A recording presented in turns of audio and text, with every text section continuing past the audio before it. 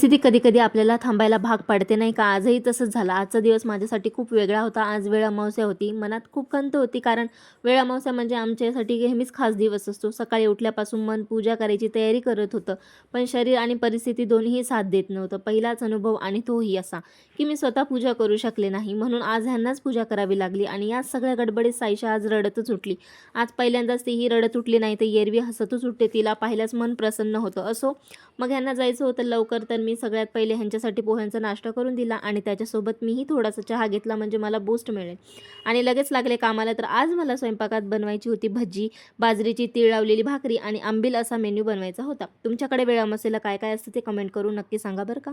तर माझा स्वयंपाकही रेडी झाला आणि साईशासोबत थोडा वेळ घालवला. मग हे पण आले आणि आम्ही दोघे जेवायला बसलो. थोडा हसत, थोडीशी मनात खंत भावना आणि आई म्हणून बदललेलं आयुष्य असा गेला आजचा वेळ अमावास्येचा पहिलाच अनुभव. तुम्हाला कसा वाटला? भेटूया पुढच्या व्लॉगमध्ये. बाय.